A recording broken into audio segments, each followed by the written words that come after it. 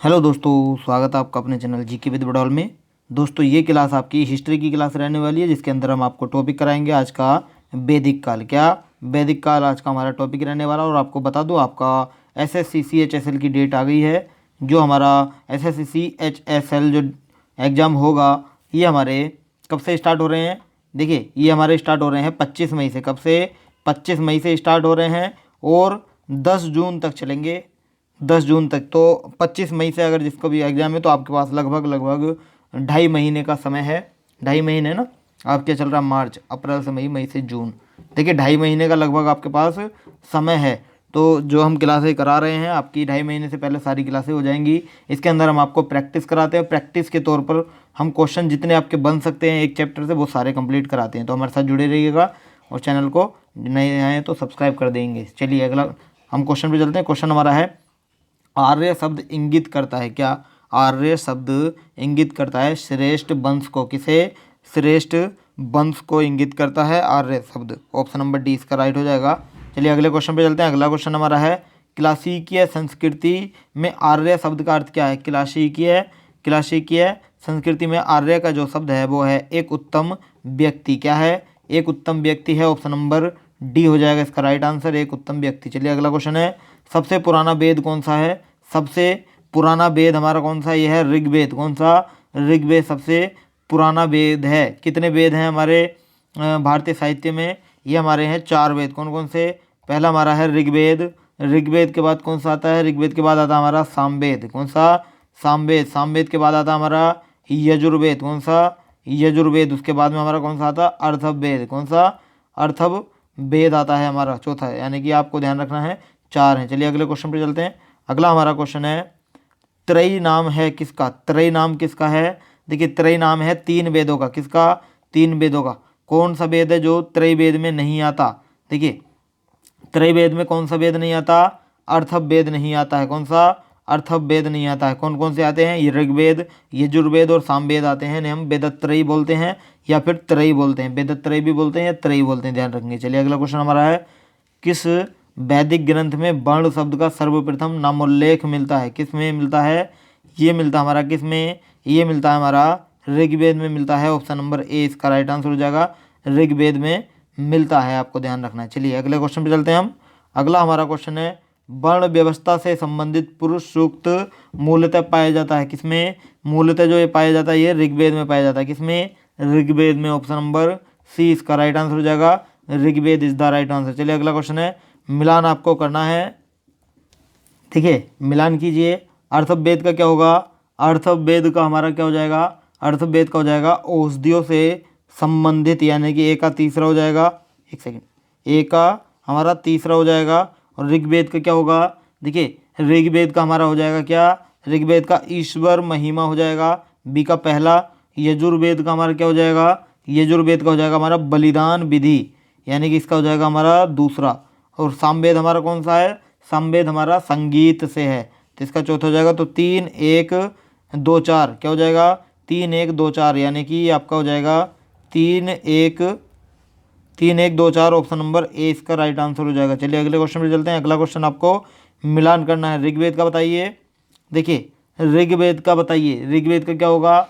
ऋग्वेद का हो जाएगा हमारा स्रोत एवं प्रार्थनाएं, यानी कि एक का हो जाएगा हमारा चौथा। यजुर्वेद की अगर बात की जाए तो यजुर्वेद का हो जाएगा हमारा क्या? स्रोत एवं कर्मकांड इसका, यानी कि दूसरा हो जाएगा। सामवेद की अगर बात करें तो सामवेद का हो जाएगा हमारा क्या? संगीत में स्रोत, यानी कि इसका हो जाएगा पहला। अर्थववेद का हमारा क्या हो जाएगा? अर्थववेद का हमारा हो जाएगा तंत्र मंत्र एवं वशीकरण, इसका मतलब हो जाएगा तीसरा। तो 4 2 1 3 हो जाएगा इसका, यानी कि 4 2 1 3। ऑप्शन नंबर ए इसका राइट आंसर हो जाएगा। Option number A is the right answer. चलिए नेक्स्ट पर चलते हैं। नेक्स्ट क्वेश्चन हमारा है, देखिए नेक्स्ट हमारा क्वेश्चन है, निम्नलिखित 4 वेदों में से किस एक में जादुई माया और वशीकरण का वर्णन है? किस में है? अभी बताया था मैंने, अर्थववेद में। किस में? अर्थववेद में है। इसका right answer option number C हो जाएगा। चलिए फिर अगले क्वेश्चन पर चलते हैं हम। अगला क्वेश्चन हमारा है, ऋग्वेद में रचनाएं कितनी है? ऋग्वेद में रचनाएं कितनी है? देखिए ऋग्वेद में जो रचनाएं हैं ये हैं 1028। कितनी? 1028 है। ऑप्शन नंबर ए हो जाएगा इसका राइट आंसर। अगला क्वेश्चन हमारा है, ऋग्वेद है क्या? ऋग्वेद क्या है? देखिए आपको बता दूं कि ऋग्वेद जो है ये स्रोतों का संकलन है, स्तोत्रों का संकलन है। ऑप्शन नंबर ए इसका राइट हो जाएगा। चलिए अगला क्वेश्चन हमारा है, सूची 1 को सूची 2 के साथ सम्मिलित करो तथा नीचे दिए गए कूट में सही उत्तर का चयन करो। देखिए ऋग्वेद का बताइए। देखिए ऋग्वेद का क्या हो जाएगा, बताएंगे, आंसर करेंगे। ऋग्वेद का हो जाएगा हमारा ऐतरेय। क्या हो जाएगा? ऋग्वेद का हो जाएगा हमारा ऐतरेय, तो इसका हो जाएगा हमारा तीसरा। और बात की जाए सामवेद की, तो सामवेद का हो जाएगा हमारा पंचवीस। क्या हो जाएगा? पंचवीस, इसका हमारा चौथा हो जाएगा। अर्थवेद की अगर बात करें तो अर्थवेद हो जाएगा हमारा गोपथ। क्या? गोपथ। इसका पहला इसका हो जाएगा हमारा यजुर्वेद का, क्या? यजुर्वेद का हो जाएगा हमारा शतपथ। तो क्या हो जाएगा? 3 4 1 2। क्या हो जाएगा? 3 4 1 2, 3 4 1 2, यानी कि ये आपका दिया है ऑप्शन नंबर, एक सेकंड दीजिएगा, 3 4 1 2, यानी कि ऑप्शन नंबर आपका सी हो जाएगा इसका right answer, option number C. हमारा अगला क्वेश्चन है, निम्नलिखित में से कौन सा ब्राह्मण ग्रंथ ऋग्वेद से संबंधित है? कौन सा ब्राह्मण ग्रंथ है? वो है ऐतरेय ब्राह्मण। कौन सा? ऐतरेय ब्राह्मण है, ऑप्शन नंबर ए हो जाएगा इसका राइट आंसर, ऐतरेय ब्राह्मण। चलिए अगला क्वेश्चन हमारा है, गोपथ। गोपथ ब्राह्मण संबंधित है किससे? गोपथ ब्राह्मण हमारा अर्थवेद से संबंधित है। किससे है? अर्थवेद से संबंधित है, ऑप्शन नंबर सी हो जाएगा इसका राइट आंसर, अर्थवेद। चलिए अगला क्वेश्चन है, ऋग्वेद का कौन सा मंडल पूर्णतः सोम को समर्पित है? कौन सा मंडल है ऋग्वेद का? ये है नौवा मंडल। कौन सा? नौवा मंडल है, ऑप्शन नंबर सी हो जाएगा इसका राइट आंसर, नौवा मंडल। अगर बात की जाए ऋग्वेद में कुल मंडलों की संख्या कितनी है? ये हमारी कुल मंडलों की संख्या है 10। कितनी? 10 मंडल हैं ऋग्वेद में। और नौवे मंडल के सभी 114 सूक्त हैं जो किसे समर्पित हैं? जो सोम को समर्पित है। यानी कि नौवा जो मंडल है इसके कितने सूक्त हैं? 114 सूक्त हैं। और वो सारे के सारे किसे समर्पित हैं? वो सोम को समर्पित हैं, आपको ध्यान रखना। चलिए अगला क्वेश्चन हमारा, ऋग्वेद संहिता का नौवा मंडल पूर्णतः किसको समर्पित है? ऋग्वेद संहिता का नौवा मंडल अभी बताया था किसको समर्पित है, बताइए। देखिए ये समर्पित है सोम और इस पेय पर नामकृत देवता को, ऑप्शन नंबर डी हो जाएगा आपका राइट आंसर। चलिए अगला क्वेश्चन हमारा है, यज्ञ संबंधी विधि विधानों का पता चलता है किससे? यज्ञ संबंधी विधि विधानों का पता यजुर्वेद से चलता है। किससे चलता है? यजुर्वेद से चलता है, ऑप्शन नंबर डी इसका राइट हो जाएगा, यजुर्वेद। चलिए अगला क्वेश्चन हमारा है, निम्नलिखित में से किसका संकलन ऋग्वेद पर आधारित है? ऋग्वेद पर आधारित है सामवेद का संकलन। किसका? सामवेद का संकलन आधारित है। और सामवेद में कुल कितने छंद हैं बताइए? सामवेद में कुल है छंदों की संख्या 1810। कितनी? 1810 है, आपको ध्यान रखना है। सामवेद में छंदों की संख्या है। चलिए अगले क्वेश्चन पर चलते हैं। अगला क्वेश्चन हमारा है, भारत के किस स्थल की खुदाई से लौह धातु के प्रचलन के प्राचीनतम प्रमाण मिले हैं? किससे मिले हैं? ये मिले हमारे किससे? अतरंजी खेड़ा से। किससे मिले हैं? अतरंजी खेड़ा से ये मिले हैं, ऑप्शन नंबर इसका बी हो जाएगा right answer, option number B. चलिए अगला क्वेश्चन हमारा है, देखिए उपनिषद पुस्तकें हैं, क्या हैं? उपनिषद जो पुस्तकें हैं ये दर्शन पर आधारित हैं, यानी कि दर्शन पर आधारित हैं, ऑप्शन नंबर डी हो जाएगा दर्शन पर। और इन्हें हम क्या बोलते हैं? इन्हें वेदांत भी बोला जाता है। क्या? वेदांत भी, आप ध्यान रखेंगे, इसको बोला जाता है। चलिए अगला क्वेश्चन हमारा है, उपनिषदों का मुख्य विषय क्या है? उपनिषदों का जो मुख्य विषय है वो है हमारा दर्शन। क्या है? दर्शन है, ऑप्शन नंबर 20 का राइट हो जाएगा दर्शन। चलिए अगला क्वेश्चन है, निम्नलिखित में से किस एक वैदिक साहित्य में मोक्ष की चर्चा मिलती है? किसके अंदर मिलती है मोक्ष की चर्चा? ये मिलती है उपनिषद में। किस में मिलती है? उपनिषद में मिलती है, ऑप्शन नंबर डी हो जाएगा इसका राइट आंसर, उपनिषद में ये मिलती है। चलिए अगला क्वेश्चन हमारा है, क्वेश्चन नंबर 23। देखिए ये क्वेश्चन देखिए आप कितने एग्जाम में पूछा गया, IAS, यूपीपीसीएस में, UPUDA, LDA, उत्तराखंड PCS, ये क्वेश्चन आप देखिए कितना है। और बाकी और एग्जामों में भी पूछा गया है, वनडे एग्जामों में, जो इसमें नोट नहीं है, आपको ध्यान रखना। चलिए क्वेश्चन है हमारा, अध्यात्म ज्ञान के विषय में नचिकेता और यम का संवाद किस उपनिषद से प्राप्त होता है? किससे होता है? ये होता हमारा किससे? कंठोपनिषद से। किससे? कंठोपनिषद से होता है, ऑप्शन नंबर सी हो जाएगा इसका राइट आंसर, कंठोपनिषद से होता है। चलिए अगला क्वेश्चन हमारा है, नचिकेता आख्यान का उल्लेख मिलता है, किस में मिलता है? नचिकेता आख्यान का जो उल्लेख मिलता है ये कंठोपनिषद में मिलता है। ऑप्शन नंबर सी हो जाएगा राइट आंसर, कंठोपनिषद। चलिए अगला क्वेश्चन हमारा है, उपनिषद काल के राजा अश्वपति शासक थे, किसके शासक थे? ये थे कैकेय के शासक, कैकेय के शासक थे कौन? उपनिषद काल के राजा अश्वपति। ऑप्शन नंबर बी हो जाएगा इसका राइट आंसर। चलिए अगला क्वेश्चन है, निम्नलिखित में से वैदिक साहित्य का सही क्रम कौन सा है? वैदिक साहित्य का सही क्रम है हमारा कौन सा? पहले आएगा वैदिक संहिताएं, ब्राह्मण, आरण्यक, फिर उपनिषद आएगा। ऑप्शन नंबर ए हो जाएगा इसका right answer, option number A is the right answer. चलिए नेक्स्ट है, आरंभिक वैदिक साहित्य में सर्वाधिक वर्णित नदी कौन सी है? ये हमारी कौन सी नदी? आंसर करेंगे, देखिए ये है हमारी कौन सी? सिंधु नदी है। कौन सी है? सिंधु नदी है। ऑप्शन नंबर ए इसका राइट हो जाएगा, सिंधु नदी इज द राइट आंसर। चलिए नेक्स्ट हमारा है, वैदिक नदी अश्किनी की पहचान निम्नलिखित नदियों में से किस एक के साथ की जाती है? किसके साथ होती है? ये होती है हमारी किसके? चेनाब के साथ होती है। किसके? चेनाब के साथ होती है। ऑप्शन नंबर सी हो जाएगा राइट आंसर, चेनाब के साथ होती है। चलिए अगला क्वेश्चन हमारा है, क्वेश्चन नंबर 29, ये हमारा है, ऋग्वेद में निम्नांकित किन नदियों का उल्लेख अफगानिस्तान के साथ आर्यों के संबंध का सूचक है? किसका इसका राइट आंसर क्या होगा? इसका राइट आंसर होगा कुभा, क्रमु। क्या? कुभा और क्रमु। ऑप्शन नंबर सी हो जाएगा इसका राइट आंसर। कुभा यानी इसे काबुल भी बोलते हैं, कुभा को काबुल। और अगर बात की जाए क्रमु की, क्रमु जो होता है इसे हम कुर्रम भी बोलते हैं। क्या बोलते हैं? कुर्रम भी इन्हें बोला जाता है। चलिए फिर अगले क्वेश्चन पर हम चलते हैं। अगला क्वेश्चन हमारा है, वैदिक नदी कुभा का स्थान कहाँ निर्धारित होना चाहिए? वैदिक नदी कुभा का स्थान अफगानिस्तान में निर्धारित होना चाहिए। ऑप्शन नंबर ए इसका राइट हो जाएगा, अफगानिस्तान। चलिए अगला क्वेश्चन हमारा है, देखिए आपको सूची मिलानी है।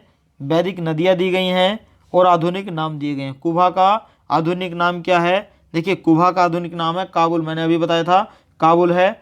और परुष्णी का क्या नाम है? परुष्णी का नाम होगा हमारा कौन सा? रावी होगा। और सदानीरा का क्या होगा? सदानीरा का हो जाएगा हमारा गंडक। और बात की जाए सुतुद्री का तो ये हो जाएगी हमारी सतलज। क्या हो जाएगा? ए का हो जाएगा दूसरा, बी का हमारा तीसरा, सी का पहला और डी का चौथा। 2 3 1 4 हो जाएगा इसका राइट आंसर, यानी कि 2 3 1 4। Option number B is the right answer, आपको ध्यान रखना है। चलिए अगले क्वेश्चन पे चलते हैं। अगला हमारा क्वेश्चन है, निम्नलिखित में से कौन सी प्रथा चतुष्टय वेदोत्तर काल में प्रचलित हुई थी? कौन सी प्रथा हुई थी? ये जो प्रथा थी ये थी हमारी कौन सी? ब्रह्मचर्य, गृहस्थाश्रम, वानप्रस्थ, संन्यास, ये हमारी प्रथा थी। ऑप्शन नंबर सी हो जाएगा इसका right answer, option number C is the right answer. चलिए अगला क्वेश्चन हमारा है, धर्म तथा ऋत भारत की प्राचीन वैदिक सभ्यता के एक केंद्रीय विचार को चित्रित करते हैं। इस संदर्भ में निम्नलिखित कथनों पर आपको विचार करना है। देखिए इसका राइट आंसर क्या हो जाएगा? पहले हम इसके कथन देख लेते हैं। देखिए, धर्म व्यक्ति के दायित्वों एवं स्वयं तथा दूसरों के प्रति व्यक्तिगत कर्तव्यों की संकल्पना था। क्या ये सही होगा? राइट होगा। और देख लेते हैं अगर हैं तो। हाँ, देखिए, ऋत मूलभूत नैतिक विधान सब था जो सृष्टि और उसमें अंतर्निहित सारे तत्वों के क्रियाकलापों को संचालित करता था। ये भी आपका राइट हो जाएगा। क्या हो जाएगा? पहला और दूसरा दोनों राइट है, यानी ऑप्शन नंबर सी इसका राइट आंसर हो जाएगा। चलिए अगले क्वेश्चन पे चलते हैं हम। अगला क्वेश्चन है, भारतीय संस्कृति के अंतर्गत ऋत का आपको अर्थ बताना है। ऋत का क्या अर्थ होगा? भारतीय संस्कृति के अंतर्गत ऋत का जो अर्थ होगा ये होगा हमारा क्या? प्राकृतिक नियम। क्या होगा? प्राकृतिक नियम होगा। ऑप्शन नंबर ए इसका राइट हो जाएगा, प्राकृतिक नियम। चलिए अगला क्वेश्चन है, निम्नलिखित वैदिक देवताओं में किसे उनका पुरोहित माना जाता था? किन्हें माना जाता था पुरोहित? ये माना जाता था किसे? ये माना जाता था बृहस्पति को। किसको? बृहस्पति को माना जाता था। ऑप्शन नंबर बी हो जाएगा इसका right answer, Brihaspati is the right answer. चलिए नेक्स्ट हमारा है, निम्नलिखित में से कौन सी वह ब्रह्मवादिनी थी जिसने कुछ वेद मंत्रों की रचना की थी? कौन थी? ये थी लोपामुद्रा। कौन? लोपामुद्रा। ऑप्शन नंबर ए इसका राइट हो जाएगा, लोपामुद्रा थी। चलिए अगला क्वेश्चन हमारा है, देखिए अगला क्वेश्चन है, ऋग्वैदिक काल में निष्क शब्द का प्रयोग एक आभूषण के लिए होता था, किंतु परवर्ती काल में उसका प्रयोग इस अर्थ में हुआ। किस अर्थ में हुआ? ये हुआ था हमारा किसमें? सिक्का। किसमें हुआ था? सिक्का में हुआ था। ऑप्शन नंबर डी हो जाएगा। आईएएस में क्वेश्चन पूछा गया है, ये डी हो जाएगा इसका राइट आंसर। चलिए अगला क्वेश्चन हमारा है, देखिए ऋग्वैदिक काल में निष्क किस अंग का आभूषण था? निष्क जो था यह आभूषण था हमारा किसका? गले का। किसका? गले का था। ऑप्शन नंबर बी इसका राइट हो जाएगा। निष्क जो था वो गले का आभूषण था, आपको बता दूं। चलिए अगला क्वेश्चन हमारा है, प्राचीन भारत में निशाका से जाने जाते थे कौन? निशाका से कौन जाने जाते थे? ये जाने जाते थे स्वर्ण आभूषण। कौन? स्वर्ण आभूषण जाने जाते थे। Option number A is the right answer, स्वर्ण आभूषण। चलिए अगला क्वेश्चन हमारा है, बोगज कोई महत्वपूर्ण है क्योंकि? बोगज कोई महत्वपूर्ण है क्योंकि यह मध्य एशिया एवं तिब्बत के मध्य एक महत्वपूर्ण व्यापारिक केंद्र है। गलत है। यहाँ से प्राप्त अभिलेखों में वैदिक देवताओं एवं देवियों का नामोल्लेख प्राप्त होता है। ये आपका राइट हो जाएगा। Option number B is the right answer. Option number B आपका राइट आंसर हो जाएगा। चलिए अगला क्वेश्चन हमारा है, निम्नलिखित अभिलेखों में से कौन सा ईरान से भारत में आर्यों के आने की सूचना देता है? कौन देता है बताइए? सेहरा, शहबाजगढ़ी, बोगज कोई, जूनागढ़। कौन देता है? ये देता हमारा कौन सा? ये देता है बोगज कोई। कौन? बोगज कोई देता है। ऑप्शन नंबर सी इसका राइट हो जाएगा, बोगज कोई। चलिए अगला क्वेश्चन हमारा है, 14वीं सदी ईसवी पूर्व का एक अभिलेख जिसमें वैदिक देवताओं का वर्णन है प्राप्त हुआ था। किससे प्राप्त हुआ था?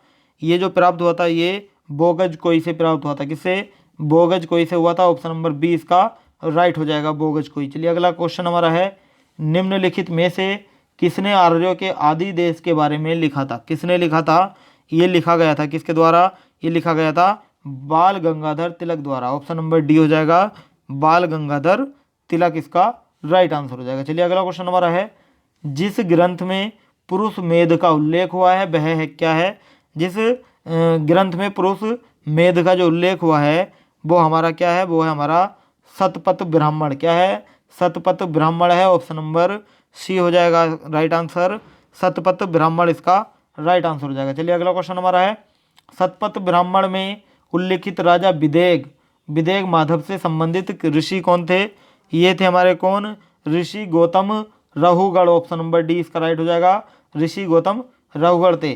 देखिए आज का सेशन हमारा यहीं समाप्त होता है और मैं आपको बता दूं ये पार्ट 1 था हमारा। पार्ट 2 हम आपको कल कराने वाले हैं। इसमें टोटल 90 क्वेश्चन है, 45 हमने आज करा दिए, 45 आपको हम कल कराने वाले हैं पार्ट 2 के अंदर। हमारे साथ जुड़े रहिएगा। वीडियो अच्छी लगी तो वीडियो को लाइक करेंगे और चैनल को सब्सक्राइब कर बेल आइकन दबा देंगे ताकि आने वाली हर अपडेट आपको समय पर मिलती रहे। और इन 45 क्वेश्चनों में से आपका स्कोर कितना रहा ये हमें कमेंट करके जरूर बताइएगा। अगर आपको इस क्लास की पीडीएफ चाहिए तो आप हमारे टेलीग्राम चैनल से जुड़ सकते हैं, जिसका लिंक हमने वीडियो के डिस्क्रिप्शन में दिया। तो आज के लिए इतना ही, कल फिर मिलते हैं पार्ट 2 के साथ। Thank you so much.